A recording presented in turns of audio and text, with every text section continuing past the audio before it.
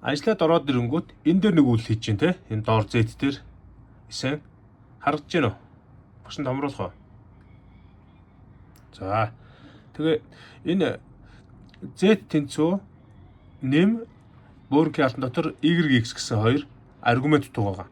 За тэр аргумент гэсэн энэ хоёр утга дээр үйлдэл маань ерөнхийдөө хийгдэнэ. Тэн дээр авсан түрүүний 22 69 гэсэн хоёр утгыг аваад функц руу нэм гэсэн функцийн даалгавраар ийшээ шилжихэд нэм функцэн дээр байгаа нэм дотор байгаа AB гэсэн энэ параметр утга дээр нөгөө Z авсан YX-ийн 69 20 22 гэдэг хоёр утгууд энэ дээр утга болж орж иж байгаа.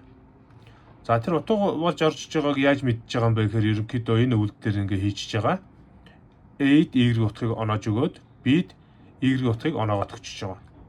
За тэгээ утга болгоо ороод ирэнгүүт чинь энэ хоёр утга маань энэ дээр AB хоёр утган солигдоод A дээр нөгөө бид хоёрын 69 B дээр X-ийн 22 утга ороод ирнэ. Орж ирсэн утга маань энэ дээр C-г хувьсгчид хоорондоо нэмэгдээд утга болж бодогдсны дараагаар C-гээс утга ретурн гэсэн дэлгүүрүүгээр энэ функцийн хэсэг рүү буцаад утга нь оноогдоод шилэгдэнэ гэсэн үг. За энэний дараагаар Z-д нөгөө 69 дээр 22-ыг нэмсэн утга маань орж ирээд тэр нэмсэн утгаа энэ доод Z функцэн дээр нөгөө функц авсан утгаа output дотор Z-ийн утгыг хэвлэнэ гэсэн үг.